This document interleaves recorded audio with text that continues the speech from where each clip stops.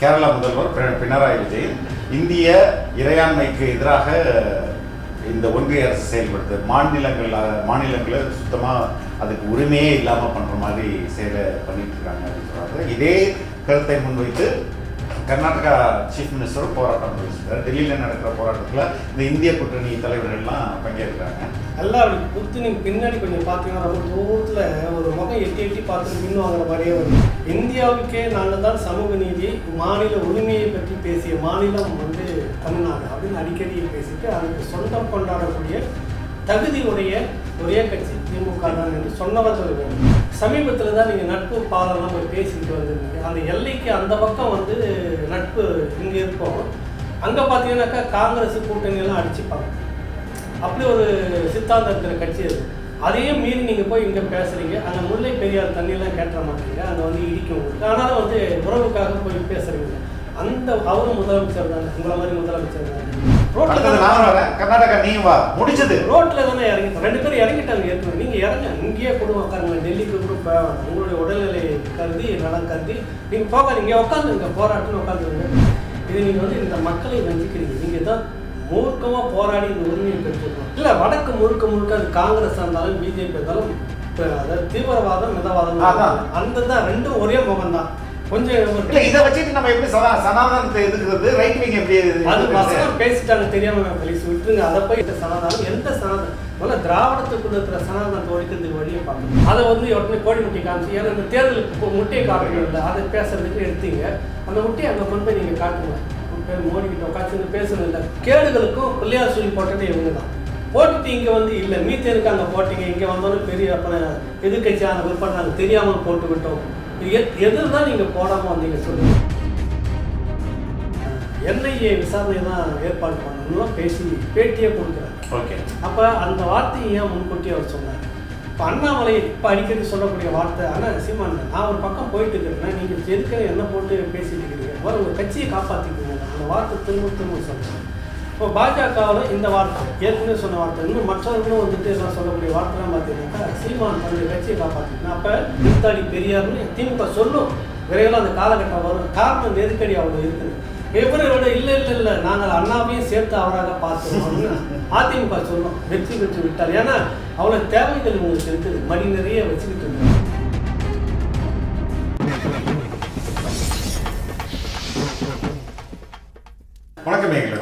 வணக்கம். தேர்தல் சூடு பிடிச்சிச்சு அப்படின்னு சொல்லலாம். ஏன்னா இப்போ நடக்கிற டெவலப்மெண்ட்லாம் ரொம்ப விறுவிறுப்பாகவும் அதே நேரத்தில் நம்ம சிந்திக்க வேண்டியதாகவும் இருக்குது. முதல்ல இப்போ டெல்லியில் நடக்கிற ஒரு போராட்டம். கேரளா முதல்வர் பினராயி விஜயன் இந்திய இறையாண்மைக்கு எதிராக இந்த ஒன்றிய அரசு செயல்படுது. மாநிலங்களை சுத்தமாக அதுக்கு உரிமையே இல்லாமல் பண்ணுற மாதிரி செயலை பண்ணிட்டு இருக்காங்க அப்படின்னு சொல்கிறாங்க. இதே கருத்தை முன்வைத்து கர்நாடகா சீஃப் மினிஸ்டரும் போராட்டம் முடிச்சிருக்காரு. டெல்லியில் நடக்கிற போராட்டத்தில் இந்த இந்திய கூட்டணி தலைவர்கள்லாம் பங்கேற்கிறாங்க. இதுக்கு 2 நாள் முன்னாடி காங்கிரஸ் இந்த நார்த் சவுத்து ஒரு பிளவை ஏற்படுத்துதுன்னு பிரதமர் நாடாளுமன்றத்தில் பேசுவார். இப்போ இந்த அப்படி ஒரு இதை முழக்கமாக வச்சது தமிழகம் தான். முதல்ல முழக்கமாக வச்சது தமிழ்நாடு தான். ரொம்ப லேட்டாக இதை புரிஞ்சுக்கிறாங்களோ மற்ற அரசியல் கட்சிகளும் மற்ற குறிப்பாக சவுத் ஸ்டேட்ஸ்? இல்லை, அதை நம்ம இப்படி பாருங்கள். இதுக்கு முன்னாடியும் நரசிம்மராவ் பள்ளியில் கூட இந்த மாதிரியான குரல்கள் வந்திருக்கு. இதுக்கு முன்னாடி மற்ற மாநிலங்கள் பேசியிருக்காங்க. இப்போ நீங்கள் சொன்ன அந்த காங்கிரஸ், கர்நாடகா காங்கிரஸ், இப்போ கேரளா இருக்கக்கூடிய கம்யூனிஸ்ட் பினராயி விஜயன் எல்லாம் அப்படி குத்து நீங்கள் பின்னாடி கொஞ்சம் பார்த்தீங்கன்னா ரொம்ப தூரத்தில் ஒரு முகம் எட்டி எட்டி பார்த்துட்டு பின் வாங்குற மாதிரியே வந்துக்கிட்டு இருக்கு. சிரிக்காதீங்க கலீக்ஸ், உண்மையை சொல்கிறேன். இந்தியாவுக்கே நாங்கள் தான் சமூக நீதி மாநில உரிமையை பற்றி பேசிய மாநிலம் தமிழ்நாடு அப்படின்னு அடிக்கடி பேசிட்டு அதுக்கு சொந்தம் கொண்டாடக்கூடிய தகுதி உடைய ஒரே கட்சி திமுக தான் என்று சொன்னவர்கள் வேறு. கடந்த காலங்களில் பேசியிருக்காங்க. உங்கள் இதில் நிறைய பேர் பேசியிருக்காங்க. இந்த போராட்டத்தை முன்னெடுத்திருக்க வேண்டியது தமிழ்நாடு, அதுவும் குறிப்பாக இந்த திமுக அரசு. மாநிலத்தினுடைய வருவாயில் ஒரு பகுதி எவ்வளவு வரணும்னு இருக்குது. நமக்கு 1 ரூபாய்க்கு 26 காசு கொடுத்துட்டு மற்ற வடக்கில் இருக்கக்கூடிய மாநிலங்களில் பார்த்தீங்கன்னா 2 ரூபாய் வரைக்குமே கொடுத்துட்டு இருக்கிறாங்க. அப்போ ஒரு அபரிதமான தொகையை எடுத்து வடக்கு செலவு பண்ணிட்டு அதிகமாக தொகையை வசூல் பண்ணக்கூடிய தெற்கு மாநிலங்களை வஞ்சிக்கிறது அப்படிங்கிறது நீண்ட காலமாக இருக்கிறது. அண்ணா அன்று சொன்ன அந்த வார்த்தை, வடக்கு வாழ்கிறது தெற்கு தேய்கிறது அப்படின்றதுக்காக கடந்த முறைகளில் கலைஞர் கொஞ்சம் மாற்றி சொன்னார். தெற்கு வளர்கிறது, வடக்கு வந்து தேய்கிறது, அந்த அளவுக்கு இன்றைக்கி அரசியல் மாறி இருக்கிறதுன்னு சோனியா காந்தி அவர்கள் கூட்டணியோடு இருந்தப்போ பல முறை பேசியிருக்கிறார் கருணாநிதி அவர்கள். எது எப்படி இருந்தாலும் இப்போ கர்நாடக அரசு அங்கே முதலமைச்சர் ஆளுங்கட்சி, நீங்கள் அதை நல்லா கவனிக்கணும். ஆளுங்கட்சி போராடக்கூடாதுன்னு அவங்க பேசிக்கிட்டு இல்லை. காங்கிரஸ் நீங்கள் தான் போய் சப்போர்ட் பண்ணி பிரச்சாரம் பண்ணிட்டு வந்தீங்க. வெற்றி விழாவில் பக்கபலமாக கூட நின்னீங்க, கரெக்டுங்களா? ஆனால் தண்ணியை மட்டும் நாங்கள் கேட்க மாட்டோம். தண்ணியெல்லாம் கேட்டுற அணை கட்டுறதே தடுக்க மாட்டோம். அதுவும் நான் தடுக்கவே மாட்டோம். ஆனால் நாங்கள் கூட ஜெயிக்கிறதுக்காக வருவோம். தோழமை இல்லை. அதனால் இங்கே எங்கள் மண் எப்படி போனாலும் பரவாயில்ல, இங்கே தண்ணி இல்லாமல் செத்தாலும் பரவாயில்ல, விவசாயி எங்களுக்கு கரன்சி இருக்குது, நாங்கள் கிளாஸில் போட்டு கரைச்சி குடிச்சுக்குவோம் அப்படின்ற நிலையில் இருக்கிறவங்க தான் இவங்க. சரி, இங்கே வந்து பார்த்தீங்கன்னா நேரு சிவகுமார் பகிரங்கமாக ரோட்டில் இறங்கி போராட வந்துட்டாரா இல்லையா? முதலமைச்சர் தானே அவர். அது பக்கத்தில் அப்படி எடுங்க, கேரளா சமீபத்தில் தான் நீங்கள் நட்பு பாலம்லாம் போய் பேசிக்கிட்டு வந்துருந்தீங்க. அந்த எல்லைக்கு அந்த பக்கம் வந்து நட்பு இங்கே இருக்கும். அங்கே பார்த்தீங்கன்னாக்கா காங்கிரஸ் கூட்டணியெல்லாம் அடிச்சுப்பாங்க. அப்படி ஒரு சித்தாந்தம் இருக்கிற கட்சி அது. அதையும் மீறி நீங்கள் போய் இங்கே பேசுகிறீங்க. அங்கே முல்லை பெரியார் தண்ணியெல்லாம் கேட்டுற மாட்டீங்க, அங்கே வந்து இடிக்கும் உங்களுக்கு. ஆனாலும் வந்து உறவுக்காக போய் பேசுகிறீங்கள. அந்த அவரும் முதலமைச்சர் தானே, உங்களை மாதிரி முதலமைச்சர் தானே. அவரும் வந்து இப்போ நேராக ஃபீல்டில் இறங்கிட்டார்ல.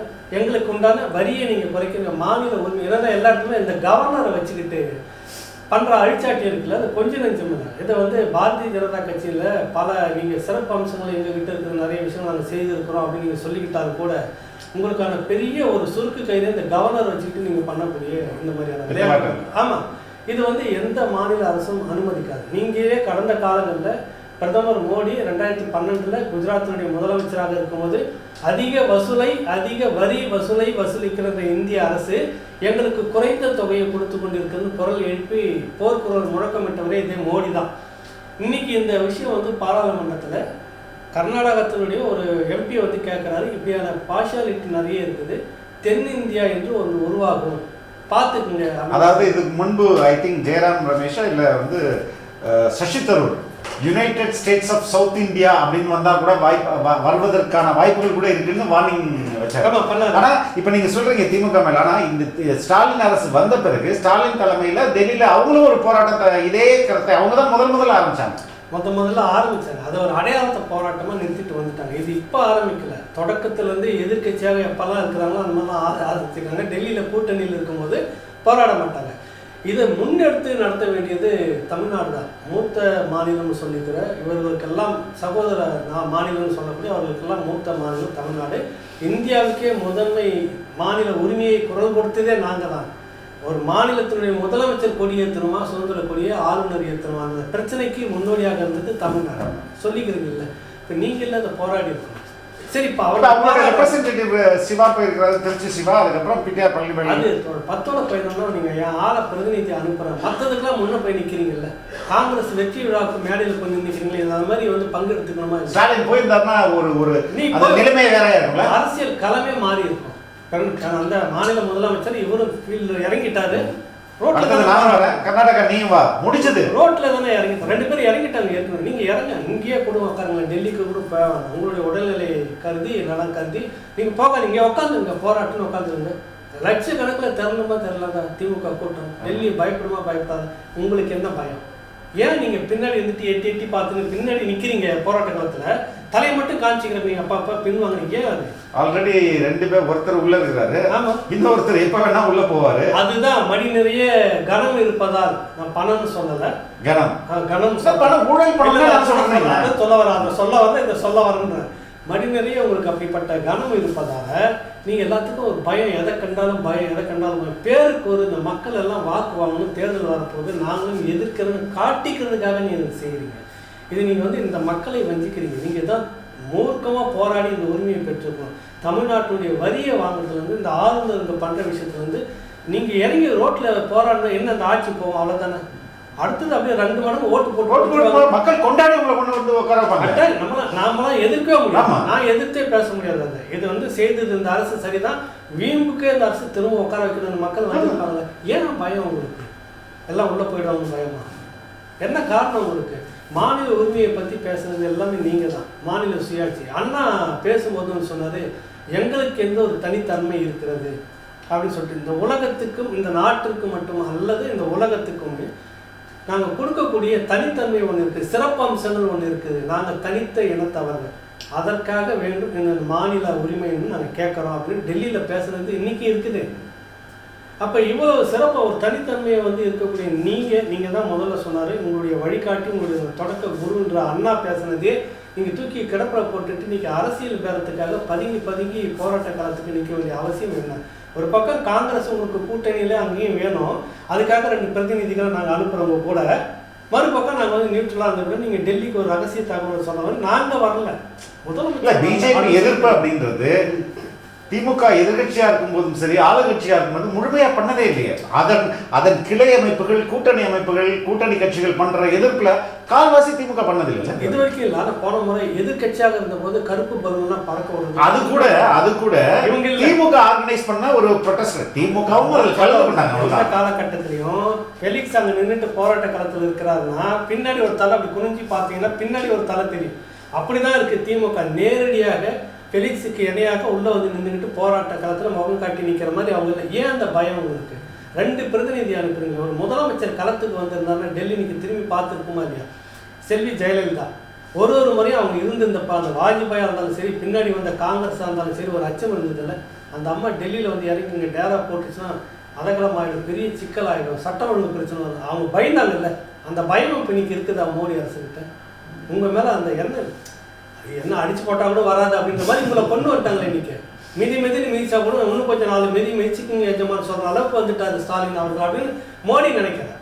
அந்த அளவுக்கு தானே நீங்கள் பிரதிநிதிகள் அனுப்புவீங்களா? நீங்கள் இப்போ 2 முதலமைச்சர்களும் வந்துட்டாங்க ஃபீல்டுக்கு, நீங்கள் போயிருந்தீங்கன்னா எப்படி வந்திருக்கும்? நீங்கள் சொன்ன மாதிரி இங்கேயே ஆர்கனைஸ் பண்ணியிருந்தோம். அங்கே தான் போகணும்னு அவசியம் இல்லை. நீங்கள் தான் முன்னாடி எல்லாருமே ஆர்கனைஸ் பண்ணி கொண்டு வந்தீங்கன்னாக்கா இன்றைக்கி அந்த ஐஎன்டிஏ ஏற்கனவே டயர்லாம் கொஞ்சம் 4 கழட்டிக்கிட்டு போயிடுச்சு இல்லை? அது திரும்ப அதுவே ஒரு பிரச்சனைக்குரிய இங்க மம்தாவா இருக்கட்டும், நிதிஷா இருக்கட்டும், மகாராஷ்டிராவில் இந்திய கூட்டணியில் உள்ள கட்சியா இருக்கட்டும், எல்லாமே அரசியல் ரீதியா பிஜேபிக்கு எதிராக பிஜேபியை மாற்றிட்டு நாங்கள் இந்த கூட்டணியிலேருந்து வரணும்னு நினைக்கிறாங்களே வந்து, தத்துவார்த்த ரீதியால அவங்களும் ஒரு ஹிந்துத்துவ அமைப்பாக மட்டும்தானே செயல்படுறாங்க. ஹிந்தியில தான் பேசணும், இங்கிலீஷ்ல டிரான்ஸ்லேஷன்லாம் பண்ண மாட்டேன்னு நிதிஷ் சொல்றாரு. அதே மாதிரி சனாதனத்தை எடுத்து உதயநிதி பேசுறது தப்புன்னு இவங்கெல்லாம் சொல்றாங்க. அப்ப இவங்களும் பிஜேபி மனநிலையில் உள்ள மனிதர்களாக தானே இருக்காங்க. இல்ல வடக்கு முழுக்க அது காங்கிரஸ் இருந்தாலும் பிஜேபி இருந்தாலும் அதாவது தீவிரவாதம் மிதவாதம் அந்த தான் 2 ஒரே முகம் தான். கொஞ்சம் இல்ல இதை வச்சுட்டு நம்ம எப்படி சனாதனத்தை எதுக்குறது, ரைட் விங் எப்படி அது வசனம் பேசிட்டாங்க தெரியாம ஃபெலிக்ஸ் விட்டுருங்க. அதை போய் எதுக்கு அரசியல் ஆகிட்டாங்க? இதை தெரியாம பேசிட்டாங்க. உண்மையிலே எதிர்க்கக்கூடிய ஆட்கள் அவங்க சனாதனத்தை போய் எதிர்த்திருக்கிறாங்களா? நாங்களும் இந்துக்கள் தான் சொல்றாங்க. நாங்கள் தான் 1000க்கும் மேற்பட்ட கோயில் குடமுழுக்க செய்தோன்றீங்க. இந்த பக்கம் பெரியாருடைய சிலையை நீங்க வச்சுக்கிறீங்க. பெரியாரை கடவுளை கற்பித்தவன் முட்டாள் அயோக்கியன் காட்டு முன்னாடின்னு சொன்னது முழக்கமும் உங்களுக்கு வேணுன்றீங்க. அந்த பக்கம் நாங்கள் சனாதனத்தை எங்களை விட யார் வளர்த்தார்கள் அப்படின்னு பேச எங்கே இருக்குது உங்ககிட்ட சனாதனம்? எந்த சனாதனம்? முதல்ல திராவிடத்துக்குள்ள இருக்கிற சனாதனத்தை ஒழிக்கிறதுக்கு வழியை பார்க்கணும். நீங்கள் அவ்வளவு சனாதனம் உங்ககிட்ட இருக்குது. நீங்கள் வந்து பேசுறீங்க எல் முருகன் ஒருத்தர் நீங்கள்லாம் அமைச்சராக அப்படின்னு நீங்கள்லாம் அப்படின்னு சொல்கிறப்ப தகுதி இல்லாதவங்க நீங்கள் என்னங்க எதை சொல்கிறீங்க? ஒரு நபரை அந்த சமூகத்தை குறைத்து சொல்றீங்களா? தயாரிதி வந்து என்ன சொல்லுங்க, டிஆர் பாலா நாங்களாம் தாழ்த்தப்பட்டவர்களா நீங்க சொல்லுங்க அப்படின்னு சொன்னாரா இல்லையா? அந்த மனம் உங்களுக்குள்ள இருக்குதா இல்லையா? அது இருக்க போய் தான் ஆர் ராசாவை பொது தொகுதியிலேருந்து நீங்க ரிசர்வ் தொகுதிக்கு மாத்துனீங்க. அப்ப சனாதனமா இல்லையா? இது வந்து சனாதனத்துக்கு எதிரானது. சமூக நீதி கட்சி என்னன்னாலும் என் கட்சி உறுப்பினர் எனக்காக சிறையெல்லாம் இருந்துக்கிறேன், எனக்காக பல விஷயங்கள்லாம் செய்து தியாகம் பண்ண ஆர் ராசா பொது தொகுதியில் தான் நிற்பான், நாங்கள் நிற்க வச்சு ஜெயிக்க வைப்போம் சொல்லியிருக்கணுமா இல்லையா? ஏன் அது அங்கே ரிசர்வ் தொகுதி மாற்றப்பட்டோன்னே நீலகிரிக்கு மாற்றுறீங்க?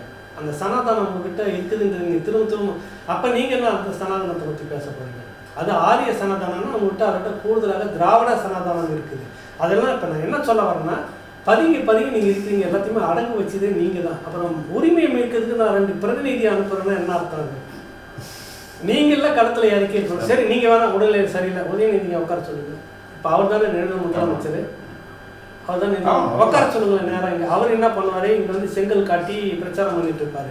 பிரதமர் மோடியை சந்திக்க போகிறப்ப மட்டும் ஏர்போர்ட்டுக்குள்ளார அங்கே வெளியே செங்கல் வச்சுட்டு உள்ளே போவாங்க.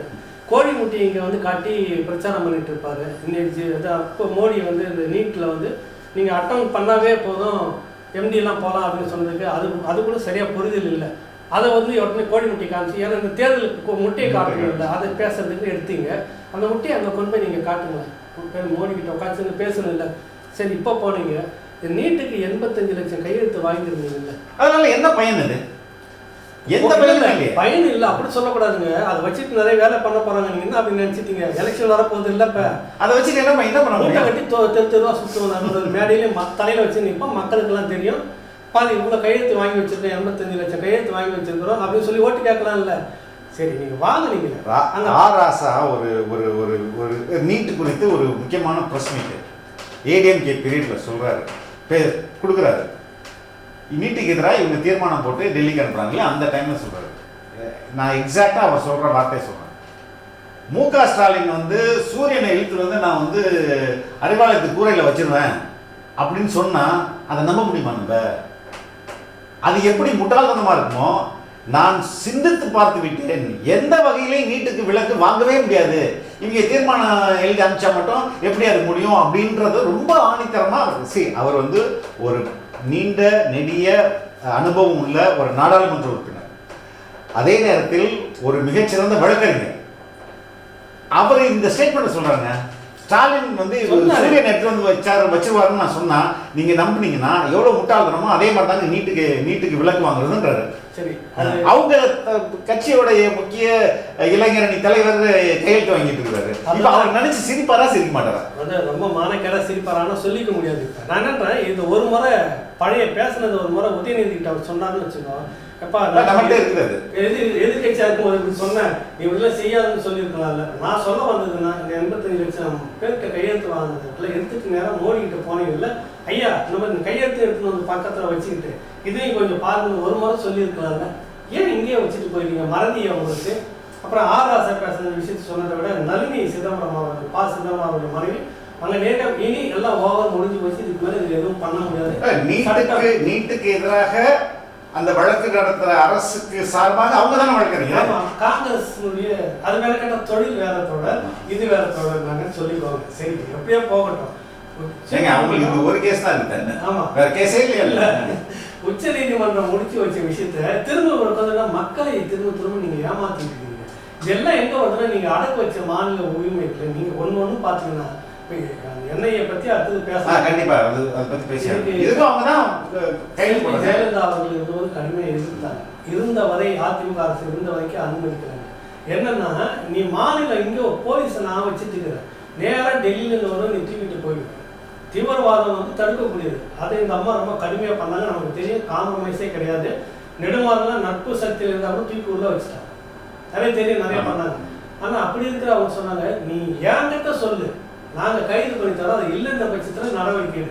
அதை விட்டு நீ மாநில உரிமை போலீஸ் நீயே கையில் எடுத்துட்டு நாங்கள் நேராக வருவேன், இவர் வந்து தீவிரவாதம் ஒரு தொடர்ந்து தூக்கிட்டு போனேன் அப்படின்னு எதிர்த்தாங்க. இந்த திமுக அரசு வந்தவொடனே, ஸ்டாலின் அரசு வந்தவொடனே புரட்சி காலத்தில் அதுக்கு அலுவலகம் கொடுத்து இடத்தையும் கொடுத்து செயல்பட்ட வச்சுட்டு இல்லை நீ என்ஐஏ வந்து பார்லிமெண்ட்ல வந்து இவங்க ஒப்புதல் கொடுத்தாங்க. திமுக அரசு திமுக கட்சி ஒப்புதல் கொடுத்து எல்லா கேடுகளுக்கும் பிள்ளையார் சொல்லி போட்டது இவங்க தான். போட்டுட்டு இங்கே வந்து இல்லை மீத்தேனுக்கு அங்கே போட்டிங்க, இங்கே வந்தாலும் பெரிய எதிர்கட்சி அங்கே விற்பனை நாங்கள் தெரியாமல் போட்டு விட்டோம். எதிர் தான் நீங்கள் போடாமல் வந்தீங்க சொல்லுங்கள். நீட்டை கொண்டு நீட்டுக்கான இவ்வளோ பெரிய மோசமான ஒரு இதுக்கு பண்ணிட்டே நீங்கள் தான் பண்ணீங்க. இப்போ புதிய கல்விக் கொள்கையை நீங்கள் தான் உள்ளே கொண்டுட்டு வர போகிறீங்க. பேரை மாற்றி ஜவஹர் வந்து ரிசைன் பண்ணிட்டு போனார், நீங்கள் கல்விக்குழு தலைவராக போட்டது. அது சொன்னதுக்கு உங்களால் பதில் சொல்ல முடியல, கரெக்டுங்களா? அப்போ நீங்கள் எதை வந்து எதிர்க்கிறீங்க சொல்லுங்கள். அந்த பக்கம் வந்து மாநில உரிமையை நாங்கள் மீட்கிறோம்னு சொல்லிட்டு போராடுறவங்களுக்கு கெடுக்கிறதுக்காக உள்ள இருக்கிறீங்களா, துணையாக உள்ள இருக்கிறீங்களா? இது கொஞ்சம் மக்கள்கிட்ட வெளிப்படையாக சொல்லிட்டாங்கன்னா நல்லா இருக்கும். அடுத்த இந்த என்ஐஏ இப்போ சீமானை என்ஐஏ குறி வைக்குது, இல்லை மத்திய அரசு குறி வைக்குதுன்னா நேராக அவர்கிட்ட வந்து என்ஐஏ விசாரிக்கலாம். ஆனால் அதை விட்டுட்டு சாட்டை துறைமுருகன், நம்ம இடுமவன கார்த்தி, இது போன்ற இரண்டாம் கட்டம் கூட அவங்களை சொல்ல முடியாது. ரொம்ப அந்த கட்சியில பெரிய அளவு பாதிப்பை ஏற்படுத்த முடியாத ஒரு யங்ஸ்டர்ஸ் இருக்காங்களே, அவர்களை வந்து என்னைய வந்து விசாரிக்குது அப்படின்றத. இது பின்னாடி என்ன நோக்கம் என்ன? இதுதான் அரசியல் வந்து என்னன்னாப்ப நேராக நெருங்கிறதுக்கு முன்னாடி சுத்தி ஒரு அச்சத்தை ஏற்படுத்துற வளையத்தை போடுற மாதிரி தான் இது வந்து என்ஐஏ. அது வந்து நாட்டில் தீவிரவாதம் வளரக்கூடாது, அது நடக்கக்கூடாது, அது எல்லாருக்குமே பொதுவான எண்ணம். அது சர்வதேச அளவில் அந்த தரத்தோடு இருக்கணும்னு 2017 கொண்டு வந்து, அப்புறம் திருத்தம் 19 கொண்டு வந்து, அது பல விமர்சனங்களுக்கெல்லாம் உள்ளாச்சு. இப்போ வந்து நடைமுறை சட்டமாக்கிறப்ப எதிர்த்துட்டு இருந்தாங்க. அப்புறம் வந்துருச்சு, இன்னைக்கு இவங்க வந்தோடனே கொண்டு வந்துட்டாங்க. சர்வதேச தரமாக இருக்கணும். அது வந்துட்டு இப்போ அவங்க பார்த்தீங்கன்னா அமெரிக்கா, லண்டன் உள்ளிட்ட புலனாய்வு நிறுவனங்களோட தொடர்பு இந்த என்ஐஏ. அப்போ அந்த தரத்தோடு தான் மற்றவங்க மாதிரி அடித்து உடச்சி சித்திரவதை பண்ணி இப்படிலாம் கிடையாது. ரொம்ப நுணுக்கமாக கேள்விகள் மூலமாக எல்லா பதிலும் கொண்டு வரதுக்கு ஒரு சின்ன தகவல் மட்டும் அந்த ஒரு என்ஐஏ அதிகாரிகள்கிட்ட பேசினேன். ஏங்க இதெல்லாம் தேவையாங்க இப்படி நீங்களும் அதுக்கு புறம் அந்த அதிகாரியும் அந்த அமைப்புல இருக்கிறாரு. தத்துவார்த்த ரீதியில அவருக்கு அப்போ அவர் என்னை கன்வின்ஸ் பண்ற மாதிரி ஒரு ஸ்டேட்மெண்ட் சொன்னாருன்னா, சிபிஐ வந்து சக்சஸ் ரேட்டு 20% கூட இல்லை, 80% வந்து அது வந்து நிரூபிக்கப்படாம தான் போயிடுது. அப்போ சக்சஸ் ரேட்டு ரொம்ப கம்மியாயிடுச்சு சிபிஐல. அப்போதான் எங்களுக்கு இப்படி ஒரு தேவைப்படுது. இங்க சக்சஸ் ரேட் வந்து 90% இதுவரையும் நாங்கள் இப்போ பண்ணதில்ல, 90% சக்சஸ் ரேட் நாங்கள் காட்டியிருக்கோம் அப்படின்ற மாதிரி ஒரு சோர்ஸோ அவங்க எடுத்தா பெரும்பாலும் அது வந்து சரியான கேஸாக தான் இருக்குது அப்படின்றத அவர் என்கிட்ட சொல்லி எடுக்கிறாங்க. என்னன்னா இதில் வந்து பார்த்தீங்கன்னா இப்போ மும்பை குண்டு வெடிப்புக்கு பிறகு தான் இது நாட்டுக்கு தேவை அப்படின்னு கொண்டுட்டு வராங்க. சர்வதேச தரத்தோடு கொண்டு வராங்க. ஓகே, எல்லாம் கரெக்டு. இதில் ஏன் இவங்களெல்லாம் சம்மந்தப்படுத்துகிறாங்க நீங்கள் கேட்டிருந்தீங்க. சீமானை தொடாமல் இவங்களெல்லாம் பண்ணுறாங்கன்னாக்கா, ஓமலூரில் பிடிப்பட்ட அந்த நபர்கள் கூட ஒருத்தர் பேசியிருக்கிறார் வெளிநாடுகளில். அவர் வந்து ரீஆர்கனைஸ் பண்ணுறதுக்காக அந்த இயக்கத்தை வந்து பண்ணுறதுக்காக வேலையில் இருந்துட்டு இருக்கிற ஒரு உளவுத்துறை சேர்ந்த ஒருத்தர் அப்படின்னு சொல்கிறாங்க. அப்படியா இருந்தாக்கா அவங்க வந்து உலகத்தின் தலை சிறந்த முதன்மையான ஆயுதங்களெல்லாம் பயன்படுத்தின அந்த குழு துருப்பிடிச்ச துப்பாக்கி வச்சு தேய்ச்சிக்கிட்டு கெமிக்கல்லாம் வச்சு கலந்து அதை வெடிமருந்து போட்டு வச்சுக்கிட்டு இந்த வேலையை செய்துட்டு இருப்பாங்க. இதுவே வந்து சோதிக்கப்படுது. என்ன காரணம்னா, உங்களுக்கு 2019 வந்து விடுதலை புலிகள் மீதான இயக்கம் 5 ஆண்டுகளுக்கு தடை. எப்பவுமே ஒரு 5 வருஷம் இப்போ வரப்போகிற இதில் வந்து அது முடியுது, 24 முடியுது. திரும்ப நீங்கள் நீடிக்கணும். நீடிப்பதற்கு முன்பாக 2019 இந்த மாதிரி தான் சில விஷயங்கள்லாம் செய்து காட்டுறாங்க. இப்போ நீடிக்கிறதுக்காக வேண்டியதுனால இந்த நெட்ஒர்க்லாம் இருக்க ஒன்றும். இப்போ நாட்டுக்கு ஒரு பெரிய அச்சுறுத்தல் இருக்குது, டெரரிசம் இங்கே மறைமுகமாக இருக்குது, ஸ்லீப்பிங் இருக்குது, எப்போ வேணாலும் வந்துடும். அப்போ இந்த சட்டத்தை இருக்கணும், தடையை நீக்கக்கூடாது புலிகள் மீதுன்னு செய்யறதுக்காக ஒரு பக்கம் மூமெண்ட் இதுக்குள்ளே இருக்குது. அடுத்தது அந்த நபர் பேசினவர் வந்து இவங்க கூடலாம் பேசியிருக்கிறதுக்கான வாய்ப்பு இருக்குது அப்படின்னு அவங்க நினைக்கிறாங்க, சந்தேகப்படுறாங்க. எப்பயோ 2-3 பேர் பேசுகிறாங்க. இப்போ நிறைய பேர் நம்மகிட்ட புலம்பெயர்ந்த நாடுகள் வந்து பேசுகிறாங்க. அதில் யார் விடுதலை புலி, யார் வந்து சிவிலியன் அப்படிலாம் தெரியாது. பட் நம்ம அந்த சம்மந்தமாக பேசுறது இல்லை. அவங்க பழைய சம்பவங்களை சொல்லுவாங்க, நம்ம கேட்டுட்டு இருப்போம். அந்த மாதிரி அவங்க எல்லாம் கேட்டுருக்கலாம். இதற்கு ஒரு சாட்சியாக விசாரிப்பதற்கு தான் இந்த விஷயம் அப்படின்ற அளவுக்கு நம்ம எல்லாம் ஓகே, அது வரைக்கும். ஆனால் கொஞ்ச நாளுக்கு முன்னாடி இந்த சீனிவாசன் நாயுடுன்னு ஒருத்தர் நினைக்கிறேன், இந்த சர்வே எல்லாம் பண்ணிட்டு போயிருந்தாங்க பாஜக சார்பாக தமிழ்நாடு முழுக்க. அப்படின்றப்ப எல்லா இடத்துலையும் நாம் தமிழர் கட்சி இளைஞர்கள் பற்றி பெருசாக வந்துடுச்சு அப்படின்னு சொன்னிட்டு அவர் இன்னொரு வார்த்தை சொன்ன ஞாபகம் உங்களுக்கு வந்து என்ஐஏ விசாரணை தான் ஏற்பாடு பண்ணணும்லாம் பேட்டியே கொடுக்குறாரு. ஓகே, அப்போ அந்த வார்த்தையை ஏன் முன்கூட்டி அவர் சொன்னார்? இப்போ அண்ணாமலை இப்போ அடிக்கடி சொல்லக்கூடிய வார்த்தை, ஆனால் சீமான் நான் ஒரு பக்கம் போயிட்டு இருக்கிறேன்னா நீங்கள் எதுக்குன்னு என்ன போட்டு பேசிட்டு இருக்கிறீங்க, ஒரு கட்சியை காப்பாற்றிக்கிறீங்க. அந்த வார்த்தை திரும்ப திரும்ப சொல்கிறாங்க.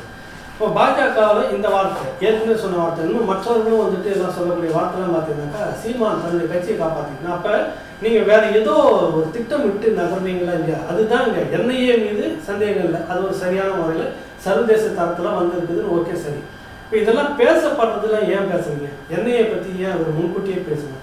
இவரையும் அந்த வார்த்தையை பயன்படுத்தணும். என்ன காரணம்னா, ஏற்கனவே இன்னொருத்தர் சொல்லியிருக்கிறது பாஜகவில் சீமானுடைய கோப்பு அமித்ஷா டேபிளில் இருக்கிறது. உள்துறை அமைச்சர் அமித்ஷா சொல்லியிருக்கிறாங்க இல்லையா, நடந்திருக்குல்ல. அப்போ என்ன கோப்புன்னா, ஒன்றும் இல்லை, போகிற இடம் முழுக்க கட்டுக்கடங்காத கூட்டம் வந்துட்டு இருக்கு, மிகப்பெரிய ஆதரவு வந்துட்டு இருக்குது. இதை கட்டுப்படுத்தலைனாக்கா நாளைக்கு என்ன ஆகும்? இந்த இடத்துல தான் நேதாஜி காந்தி இந்த மாதிரி வருது. இப்போ இவர்களெல்லாம் காந்தியை போனவர்கள் சமரசம் ஆகிடுவாங்க பிரிட்டிஷோட சேர்ந்து. நீ எப்போ கொடுக்குறியோ உங்களுக்கு கூட நான் ஒத்துழைப்பு கொடுக்குறேன் அப்படின்னு. அவர் அதெல்லாம் கேட்டுட்டு இருக்க முடியாது. ஐஎன்ஏ ஆரம்பிச்சுட்டு தனியாக பார்த்துக்கலான்றது நேதாஜி. இவர் அந்த ஆயுத போராட்டத்துக்கு போகிற சினிமா, இந்த மண், இந்த இனம், மொழி, இங்கே வந்து வளச்சுரண்டல் இதெல்லாம் அனுமதிக்க முடியாது, தனித்த ஒரு தன்மையோடு இருக்கணும், டெல்லியில் கூட்டாட்சி, இதுதான் பேசிட்டு இருக்கிறாங்க.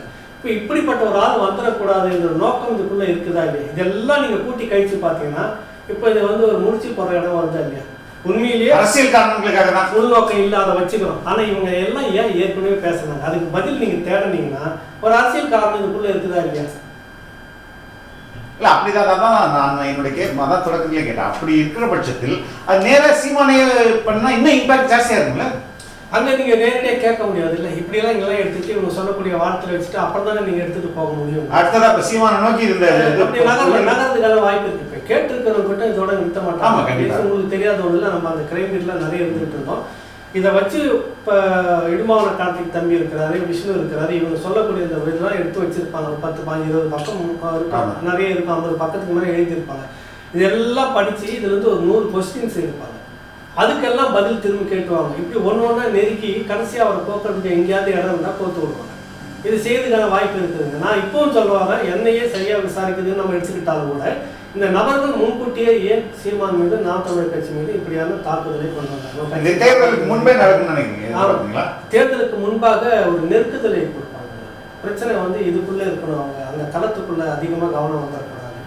மக்கள் வந்து அதிக பெரும்பான்மையாக பொதுவில் நினைக்க தோணுட்டாங்க. இந்த 2 பேரை தவிர மாற்றா ஒன்று வந்தால் நல்லா இருக்கும் அப்படின்னு நினைக்க தோணுங்கிறப்ப ஒரு அச்சத்தை மக்கள்கிட்டயே, ஐயோ இப்படிலாம் சொல்கிறாங்கப்பா, போலீஸ் வந்து தீவிரவாதம் அப்படி இப்படின்னு சொல்லுவாங்க.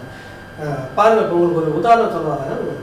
பெங்களூர் ரங்கநாத் ராஜீவ் கொலை வழக்கு நீங்களும் பார்த்துருப்பீங்க. அவரை ரங்கநாத்தை நான் சந்தித்து பேசுகிறேன் பெங்களூரில். இங்கேயே வரப்போ பேசிட்டு இருந்தேன், பேட்டி எடுத்துருந்தேன். குடும்பத்துக்கு ஒரு லேத்து தெரியல, இரும்பு பட்டறையில் தினக்கூலிக்கு ஒரு அப்போவே வந்து ஒரு 250 ரூபாய்க்கு வேலை செய்த 2-3 பேர் அவ்வளோதான் இருந்துட்டு இருந்தான்னு நினைக்கிறேன்.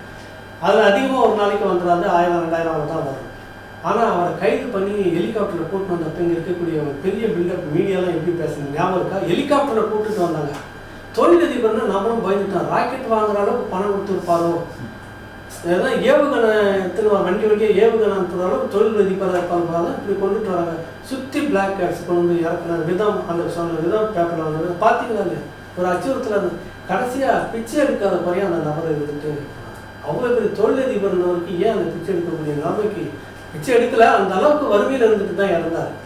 கட்டமைக்கப்படுறது இப்படி அந்த மாதிரி ஒரு கட்டமைப்பை இங்கே நோக்கி நகர்கிறதா அந்த சந்தேகம் வருது. மக்கள் மத்தியிலிருந்து ஒரு அச்சுறுத்தி ஒரு அந்நியப்படுத்தணும், வாக்குகளை வந்து சிதைக்கணும் அப்படின்ற ஒரு போக்குதலுக்குள்ள நேற்று அதிமுக மாநாடு சேலம்ல மாநாடு நடக்குது. அப்போ வந்து நாங்கள் வந்து கூட்டணியை விட்டு வெளியே வந்துட்டோம், அது உண்மைதான். திரும்பி போக போறதில்ல, அதுவும் உண்மைதான். ஆனால் தமிழக மக்களின் உரிமைக்காக நாங்கள் வந்து இஷ்யூ பேசிஸ்ல ஆதரவு தருவோம், வெளியிலிருந்து ஆதரவு தருவோம்ன்ற மாதிரி ஒரு புது குரலை எடப்பாடி உதிர்த்திருக்கிறார். இது ஏற்கனவே திமுக அதிமுக மேல சொல்ற ஒரு குற்றச்சாட்டு. இது வந்து பாஜக அதிமுக கூட்டணி உடைஞ்சதெல்லாம் நம்பாதீங்க, 2 பேருமே நாடகம் ஆடுறாங்க அப்படின்ற அது ஆல்மோஸ்ட் இது இது இது அது அதுக்கு இணையா தானே இவர் பேசியிருக்காரு. இல்லை, அதுதான் வீட்டுக்குள்ள வந்து கசப்புன்னு வந்துட்டோம் வெளியில, ஆனால் வாசலே உட்காந்துருப்போம். புரியுதுல்ல? தனி வீடு பார்த்துட்டுலாம் பண்ணால் வாசலே எந்த நேரம் உனக்காக உட்காந்துருப்போம், உனக்கு எதுவும் சிக்கல் வந்துடக்கூடாதுல்ல, அதனால் அந்த வாசலே உட்காந்து பண்ணுற விதத்தில் இப்போ இருக்குது. மீண்டும் ஒரு சத்திய சோதனைக்குள்ள அதிமுக குதிக்க போகுதுன்னு நினைக்கிறேன். சிறுபான்மையினுடைய மக்கள் ஓட்டு கிட்டத்தட்ட 40 லட்சம் வந்து நீங்கள் சொல்லியிருந்தீங்க.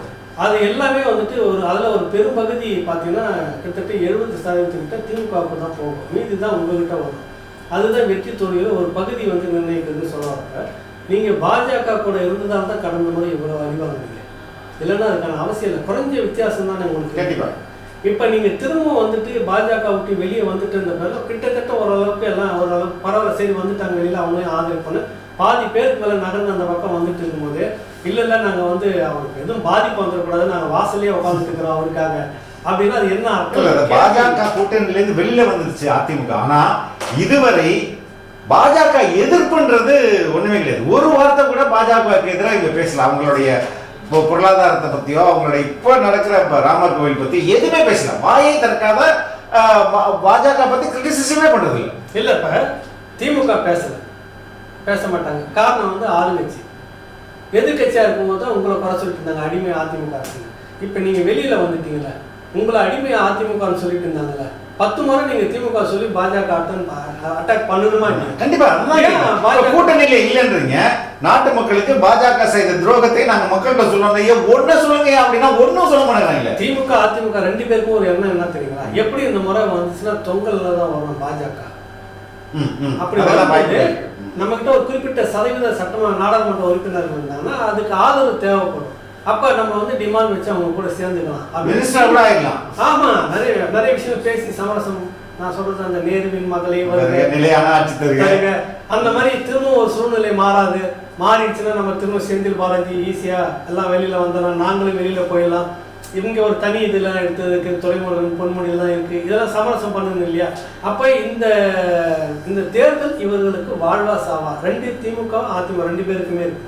அப்போ 2 பேருமே வந்து ஒரு நாடகம். பாஜக பகைச்சிக்கவும் முடியல, பெருசாக பேசவும் கூடாது, ஆனால் பகைச்சிட்ட மாதிரி சொன்னாதான் எனக்கு ஓட்டு வரும். இப்போ 2 பேருக்கும் ஒரு பெரிய சிக்கல் இருக்குது. இல்ல அப்படி ஒரு தொங்கு நாடாளுமன்றம் வந்து மோடி வந்து மெஜாரிட்டி வரமாச்சா 2 பேருமே சப்போர்ட் கொடுப்பாங்க. முதல்ல இல்லை, நான் மாலை போடுவேன், நீங்க மாலை போடுவோம், 2 பேரும் அங்கே நின்று ஏர்போர்ட்ல அடிச்சுக்கிறாங்க இல்லையா பாருங்க. கட்டாயம் நடக்கும். நான் தான் முதல்ல வந்தேன், நான் தான் மோடி அவர்களுக்கு, அவர்தான் வெண்தாடி பெரியார்னு சொல்லுவாங்க. நாங்கள் பார்த்த ஜனநாயகத்தை சமூக நீதி உண்மையிலே நடைமுறைப்படுத்திட்டு இருக்கிறதே மோடி வெண்தாடி பெரியார்னு திமுக சொல்லும். விரைவில் அந்த காலகட்டம் வரும். காரணம் நெருக்கடி அவ்வளோ இருக்குது. இவரோட இல்லை நாங்கள் அண்ணாவையும் சேர்த்து அவராக பார்த்துருவோம்னு அதிமுக சொல்லும். வெற்றி பெற்று விட்டார். ஏன்னா அவ்வளோ தேவைகள் உங்களுக்கு இருக்குது, மடி நிறைய வச்சுக்கிட்டு இருக்கிறாங்க. அதுதான் மக்கள் நலன்லாம் ஒரு காலம். நீங்கள் ஒரு 30 வருஷமா இருக்கிறீங்க, நானும் இந்த இடத்துல இருக்கிறேன், பார்த்துட்டு இருக்கிறேன். எந்த அரசியல் கட்சிக்கும் ஆண்டு கொண்டிருக்கிற இருவருக்குமே மக்கள் நலன்றது துளி கூட அக்கறலைங்க. தன்னுடைய சொந்த பாக்கெட் நிறைதா, அதுக்கு என்ன பண்ணணும், அதை மட்டும்தான். ஒன்றும் இல்லை, வாஜ்பாய் அரசை வந்துட்டு ஒரு ஓட்டில் வந்து வீழ்த்துறாங்க செல்வி ஜெயலலிதா, முடிஞ்சு போச்சு. நீங்கள் அது வரைக்கும் பண்டாரம் பரதேசி கட்சின்னு சொல்லிட்டு இருந்தீங்க, ஆர்எஸ்எஸ் ஒரு மோசம்னு சொல்லிட்டு இருந்தீங்க. அப்புறம் போய் பிரதமரை ஆதரிக்கிறது விண்ணத்தில் சொன்னார். நாட்டில் வந்து ஸ்திரத்தன்மை நிலையான ஒரு பிரதமர். இவருக்கு என்ன கண்ணீர் வந்துச்சு பிரதமருக்கு? என்ன நீங்கள் இதுக்கு முன்னாடி தேவகவுடாவை ஆதரிச்சிங்கல்ல, ஆதரிச்சு அதுவே நிற்கல இல்லை. அப்புறம் என்னன்னா ஒட்டிக்கிறதுக்கு மந்திரி பதவி வேணும் இல்லை, அதுக்காக உடனே நாட்டின் நலன் கருதி இல்லை. இந்த நாட்டை பற்றி இவருக்கு என்ன கவலை? முதல்ல தமிழ்நாட்டை பற்றியே கவலை இல்லை, படலை. எந்த அளவுக்கு போயிடுச்சுன்னா ஆர்எஸ்எஸ் தீகா மாதிரி ஒரு சமூக இயக்கம் தானே அப்படின்ற அளவுக்கு முட்டு கொடுக்குற அளவுக்கு போயிட்டாங்க. ஆமா, சொல்லில எழுதுற அளவுக்கு வந்தாருல்ல. இல்ல இப்ப நம்ம பேட்டியே வந்துச்சு. அதுதான் சொல்ல வரேன்னா, இப்போ அந்த அளவுக்கு உங்களுக்கு கொள்கையெல்லாம் இல்லை. மூட்டை தூக்கி வச்சுட்டு பெரியார் வந்தாலும் பெருசு பெரியார் நீங்கள் கொஞ்ச நேரம் நீங்கள் மேலே பரவல உட்காந்துருக்கு, அடுத்த தேர்தல் தான் கூப்பிட்டா நீங்கள் கீழே வரணும். அதுக்கு மத்தியில் வந்தீங்கன்னா பெருசு உனக்கு எனக்கு ரொம்ப நல்லா இடம் பார்த்துக்கலாம்னு சொல்கிற அளவுக்கு பெரியார் நீக்க வச்சுட்டாங்க. நீங்கள் எதில் சமரசம் ஆகலை உங்களுக்கு? அதனால் நாட்டின் நலன் கருதி அப்படின்னு சொல்கிறது எல்லாமே இவருடைய நலன் கருதி, சொந்த நலன் கருதி. வரக்கூடிய தேர்தலில் எப்படியாவது காங்கிரஸ் வந்துச்சுன்னா அந்த பக்கம் போயிடுப்பதில்லை. திமுக தான் சிக்கல். என்னென்னா ஒரு குதிரையிலே மறு கட்டி ஊந்தா கூட கயிறு பிடிச்சி தொங்கி இங்கே ஏதோ ஏறி போகலாம். 2 குதிரையிலையும் கால் வச்சுட்டு போகிறப்ப 2 பிரிஞ்சிச்சுன்னா கீழ்ச்சிட்டு விடணுன்ற நிலைமைக்கு வரணும். அந்த மாதிரி அங்கேயும் நம்பகத்தன்மை இல்லாமல் உங்களை ராகுல் பார்த்துட்டு இருக்கிறார். நீங்கள் அந்த மாதிரி நடந்துக்கிறீங்க. இவருக்கும் வந்துட்டு வந்து தன்னுடைய தேவைக்காக தான் வராருன்னு நல்லா தெரியுது அப்படின்னு இங்கேயும் நினைக்கிறாங்க மோடி தரப்பு. புரியுது இல்லை? அப்போ 2 பக்கமும் நம்பகத்தன்மை இல்லாமல் இருக்கிறார். அவராது ஒன்றும் கிடையாது, கூட்டம் சாமி சரணன்னு உட்காந்துக்குவாங்க. அதிமுக முடிஞ்சு போச்சு. நீங்கள் அப்படி இல்லை, புரட்சி வசனம்லாம் பேசிட்டு இருக்கிறீங்க, ஆனால் 2 குதிரையில கால் வச்சுட்டு இருக்கிறீங்க. அதில் 2 பக்கத்துலையும் என்ன முடிவு வரப்போகுதுன்னு தெரியல. நம்ம சிக்கல் இதில் இவங்களுக்கு தான் இருக்குது. ஆனால் இது ரொம்ப வித்தியாசமான விறுவிறுப்பான தேர்தலாக இருக்கும். இந்த தேர்தல் வந்து இதுக்கு முன்னாடி நிறைய அனுபவம் நமக்கு, அதில் மாறுபட்ட ஒரு அனுபவம் இந்த முறை. ஏன்னா இவங்க 2 பேரும் என்ன விதமாக பேச போகிறாங்க. அதிகம் காங்கிரஸையும் அட்டாக் பண்ண மாட்டாங்க, அதிகம் பாஜகவையும் அட்டன் பண்ண. ஆனால் நாங்கள் தேர்தல் இன்னும் ஒரு பெரிய விஷயம் நான் சொன்னேன். இங்கே வந்து பாஜகவுக்கு எதிராக கூட்டம் போடணும் அப்படின்னு திமுகவுடைய ஆதரவு நட்பு சக்திகள் நினைச்சா கூட அதுக்கே பர்மிஷன் கிடைக்கிறது இல்லை. அதான் உண்மை. அப்ப எப்படி மோடிக்கு எதிரான நீங்களும் அந்த மனநிலை ஏற்படுத்த மாட்டீங்க, உங்களுக்காக ஏற்படுத்துற இயக்கங்களுக்கும் அது பர்மிஷன் கொடுக்க மாட்டீங்கன்னா அப்ப யாருக்கு நட்டம்? உங்களுக்கு தானே நட்டம். சரி, நான் உங்ககிட்ட ஒரே ஒரு கேள்வி கேட்டுறேன், உங்க அனுபவத்தை வச்சு சொல்லுங்க. சத்தியமா பாஜகவை இவங்க எதிர்க்கிறாங்களா? சத்தியமா சத்தியமா எதிர்க்கல. சத்தியமா இப்பவும் இல்லை. எந்த வகையில்? கொள்கை சார்ந்த முக்கியமான இது மாதிரியான என்ஐஏ போன்ற பிரச்சனைகள் எல்லாம் கூட அவர்கள் வந்து சமரசம் செய்கிறாங்க. இப்போ நீங்கள் சொன்ன மாதிரி கொள்கை சார்ந்து இப்போ புதிய புதிய புதிய புதிய கல்விக் கொள்கை உட்பட 8 வழி சாலை, பரந்தூர், இது மாதிரி இதுலேயும் அவங்க கூட தான் நிற்கிறாங்க. ஒரு முதல்வராக இருப்பதற்கு முன்பு இங்கே வந்து சென்னை வர்றார் பிரதமர். சென்னை விமான நிலையத்திலிருந்து ஐஐடிக்கு அவரால் போக முடியல, ஹெலிகாப்டரில் போகிறார். அந்த அளவுக்கு இங்கே வந்து போராட்டம் வெடிக்குது, கருப்பு பலூன்லாம் விடுறாங்க. கோபேக் மோடின்றது முதல் முறையாக அகில இந்திய அளவில், இன்டர்நேஷனல் உலக அளவில் ட்ரெண்ட் ஆகுது. அந்த அளவுக்கு ஒரு பெக்மெண்ட்டாக இங்கே வந்து மோடி எதிர்ப்பு இருக்குது.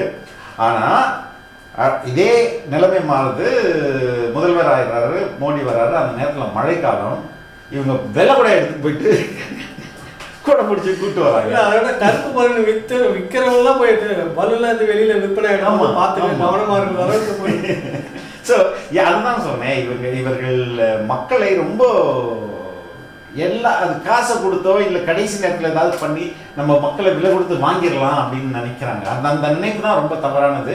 அதனால தான் இவங்களால இவங்களுக்கு ஒரு பெரிய கான்ஃபிடென்ட் இருக்குது, நம்ம ஜெயிச்சிருவோம் அப்படின்ற மாதிரி ஒரு கான்ஃபிடென்ட் இருக்குது. இந்த வாட்டி அது பெரும் கேள்விக்குறியாக மாறும் அப்படின்றதும் நினைக்கிறவர். இன்னொரு கேள்வி நான் திரும்ப கிட்ட, ஸ்பெயினுக்கு போயிட்டு 3440 கோடி முதலீடை ஈர்த்துக்கிட்டு வர்றதுக்காக 10 நாள் கஷ்டப்பட்டுருக்காங்க. உண்மையில சொல்லுங்க, இங்கே ஒரு ஒரு ஒரு மந்திரி கிட்ட கேட்டிருந்தாவே கொடுத்துருப்பாங்களா இல்லையான்னு ஒரு கேள்வி எனக்குள்ள வந்துச்சு. இல்லை, அது அவங்க போன லிஸ்ட் ஆஃப் அந்த கம்பெனிஸ்லாம் இருக்குல்ல, அந்த கம்பெனி எல்லாமே இங்கே ஆல்ரெடி இருக்குது. ஒரு கம்பெனி டி நகர்ல இருந்து இங்கே கூட்டு உட்காந்து இங்கே வா, இங்கே என்ன உங்க கம்பெனி இங்கே இன்வெஸ்ட் பண்ணுங்க. ஒரு கம்பெனியோட ஹெட் குவார்ட்டர்ஸ் ஜெர்மனி, அவன் பிரான்ச் தான் அங்கே வச்சிருக்கான், நீ வா ஸ்பெயினுக்கு அப்படின்ட்டு. இது எல்லாமே பெரும்பாலான நிறுவனங்கள் இங்கு ஆல்ரெடி தொழில் நடத்தி கொண்டிருக்கிற நிறுவனங்கள். இவர்கள்ட்ட நீங்க முதலீடு அப்படின்றது நீங்க இங்கேயே வச்சு பேசியிருந்துருக்கலாம். இது அங்க போய் தான் பண்ணணுன்றது அவசியம் இல்லை. சரி, அதுவே ஒரு பெரிய ஒரு 400 கோடி ரூபாய்க்கு ரோக்கான்ற ஒரு கம்பெனி கூட ஒரு ஒரு ஒப்பந்தம் போடுறாங்க. இந்த ரோக்கா கம்பெனி மக்கள் போராட்டத்தின் அடிப்படையில் பெருந்துறை சிப்காட்டில் மக்கள் அடித்து நொறுக்கிறாங்க. அந்த ஃபுல்லாக கழிவு நீரை கொண்டு இதில் விட்டு அந்த மொத்த ஏரியாவை நாசம் பண்ணிட்டு மூடப்பட்ட கம்பெனி. அதை இவர் ஸ்பெயின் போகிறதுக்கு ஒரு 2-3 டேஸ்க்கு முன்னாடி அவசரமாக அதிகாரிகள்லாம் சேர்ந்து அதை திறந்து அந்த கம்பெனிக்குள்ள 400 கோடி ரூபாய். எவ்வளோ பேருக்கு வேலைன்னா 200 பேருக்கு வேலை. ஏங்க 200 பேர் வேலை செய்யறதுக்கு 400 கோடி, இது ஒரு பெரிய இதுவாக. நீங்கள் டிஆர்பி ராஜா சொல்லிருக்கா பல லட்சம் பேருக்கு இங்கே வேலை கிடைக்க போகுது அப்படின்னு சொல்லிட்டு. எத்தனை லட்சம் பேருக்கு தெளிவாக கூட சொல்ல தெரியல. பல லட்சம் ஒரு தொழிலதிபர் சொல்றாங்க, எதுக்குங்க இங்கே வெளியில இருந்து நான் உழைக்கிறதுக்கு ரெடியா இருக்கேங்க. இப்போ நான் ஒரு ஃபேக்டரி பண்ண போறேன், முற்றிலும் இயற்கை சார்ந்த ஒரு ஃபேக்டரி. ஒரு 10,000 ஸ்கொயர் ஃபீட்டு நான் ஃபேக்டரி கட்டணும். அந்த 10,000 ஸ்கொயர் ஃபீட்டுக்கு ஒரு ஸ்கொயர் ஃபீட்டுக்கு 50 ரூபாய் மெயின் லஞ்சம் கேட்குறாங்க அப்ரூவலுக்கு அப்படின்றோம்.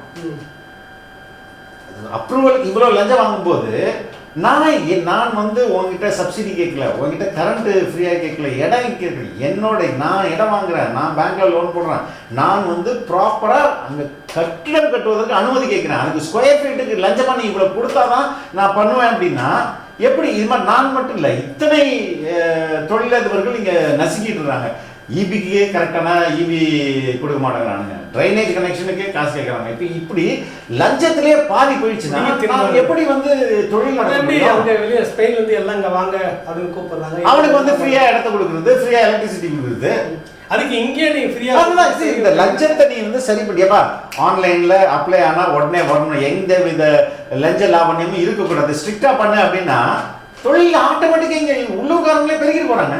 எதுக்கு நீங்கள் வெளில இருந்து கூட்டு வரீங்க? அட்லீஸ்ட் இவனுக்கு நம்ம ஊரை கெடுக்கக்கூடாது அப்படின்ற ஒரு குறைந்தபட்ச இவன் கெடுத்த உடனே அடுத்த நாட்டுக்கு ஓடி போயிடுவான். அப்படித்தானே இவனுக்கு இருக்கும். கார் நிறைய ஓடிக்க. ஆமாம். ஸோ அதனால ஸ்பெயின் தேவையற்ற ஒரு பயணம்ன்றது என்னுடைய கருத்து.